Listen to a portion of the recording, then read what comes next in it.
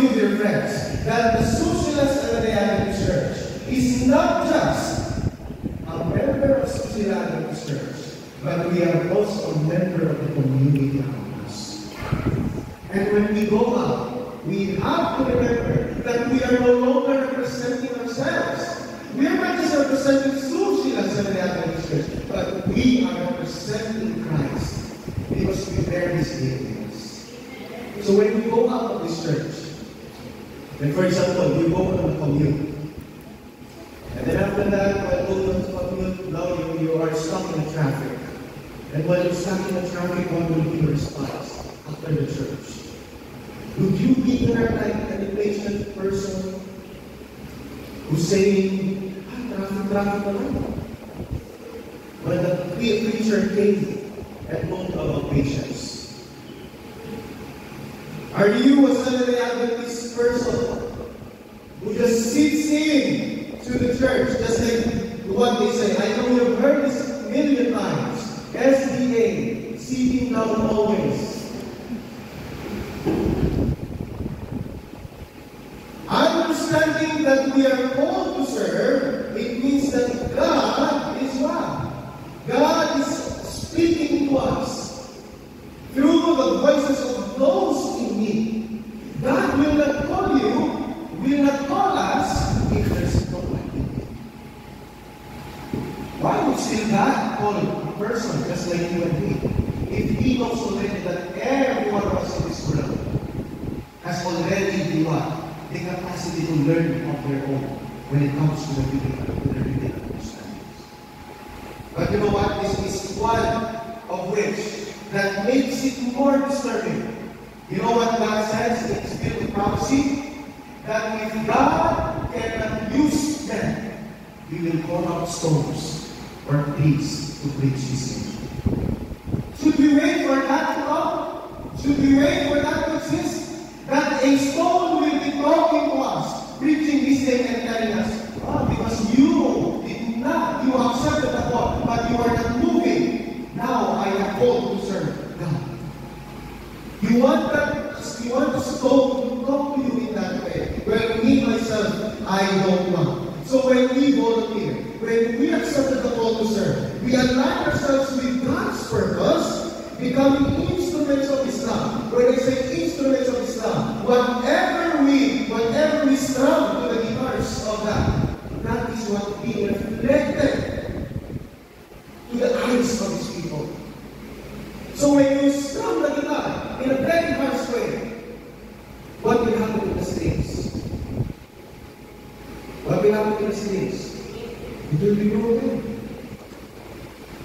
So when we strum ourselves with hatred around our community, the string that binds us together will be broken as well.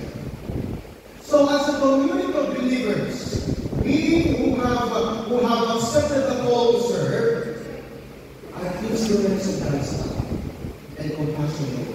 And when we hit this point, we are now to create not a similar path the way they're doing it, but we are called to make a difference, to bring healing to the brokenhearted, and to offer hope to those in despair. Second point, as it was mentioned a while back, there are so many benefits of volunteerism, and one of which is that there's a transformative power of service. Actually, friends, I don't know why, but God is so good. Because right now, I am also speaking in Hope Channel North Philippines. If you're going to look at the Facebook page of Hope Channel North Philippines, I'm the speaker. So I'm like only present. I'm just speaking, I'm not only present. We recorded that last Thursday. And then it is being shown to many right now. And you know what is it that I talk as a topic? It is not, I don't know why.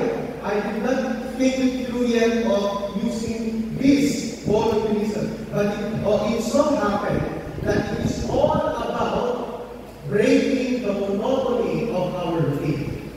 That was my topic. That is my topic there. You can go back if you want to listen to the response. Breaking the monotony of our routine. What does it mean? Ano po ba yung routine natin? What is our routine every day? Our routine is like, every morning we wake up, And then after that, we prepare for breakfast. We prepare our children to go to the school. And then after that, we prepare ourselves to go to the office. And then after going to the office, we go home. After going home, we prepare dinner, we prepare the kids for bed, and then that's it. That is what I call the monotony of our daily routine. The question is, what breaks the monotony of that routine? Sometimes some of us might be asking, am I going to do the same thing over and over again? Am I going to do the same thing like that? Up until when? Will I experience and be like this? We might have those questions. But you know what breaks the monotony of those routines is the transformative power of service. You add service to that thing, and I tell you will have a different perspective of the routine that we have right now. That is why volunteering is not merely an act of charity, but it is an opportunity for personal transformation. That is why, in Isaiah chapter 6, verse 8, this is the question whom shall I send? And who will go for us? This is the voice of the Lord. It means that when God is calling someone, He's already transforming the person. He's making a transformation. Because when we give our time to God, He multiplies it.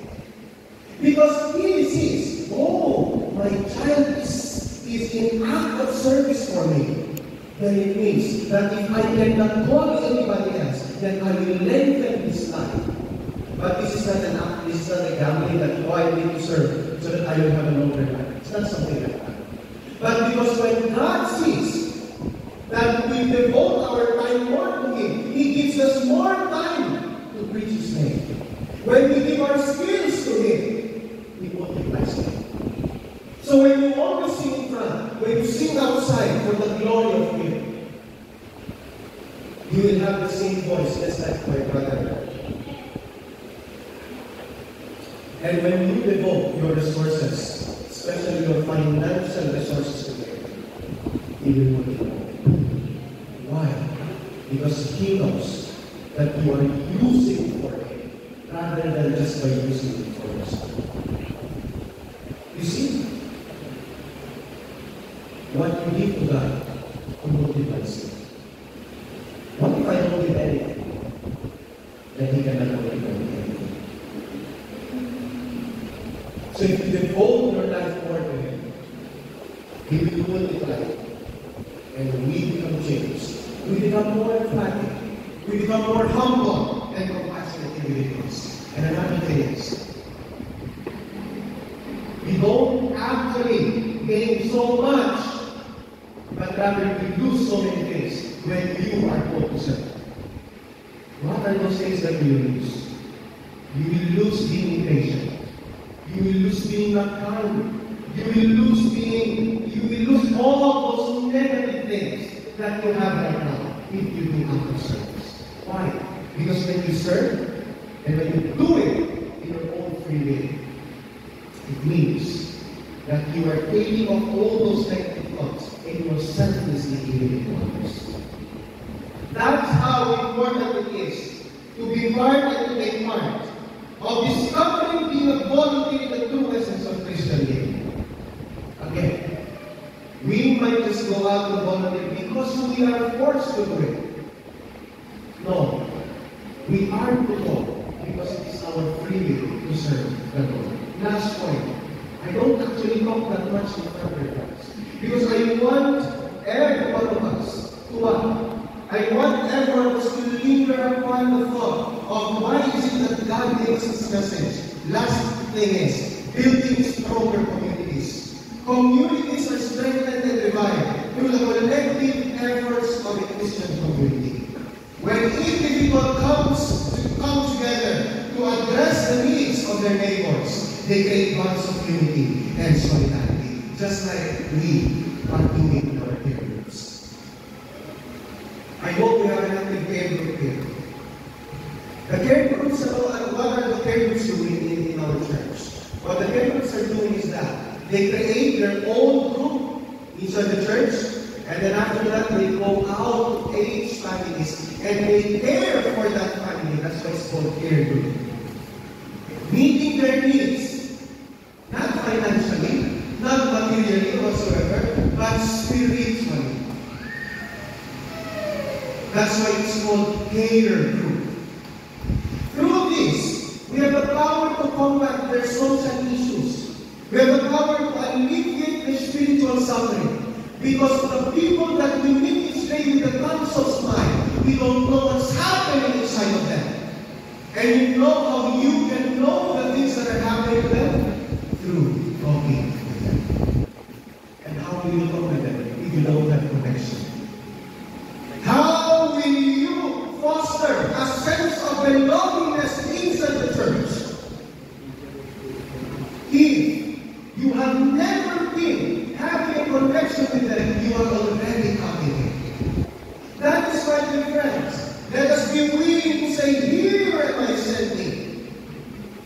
As we seek to revive not only inside the church, but our own spirits to the world around us, especially our neighbors. Involuntarily, we find the path to deeper relationship with God. A deeper relationship with God and a relationship with God. To be more compassionate with others and to be more compassionate with those that needs me. I hope and I pray, dear friends, that let us all embrace the call to volunteer with open hearts, knowing that through our service, we can truly revive the spirit of love, compassion to others. Again, what you give to God, it multiplies. So start giving your life to Him and start to serve. May God bless us.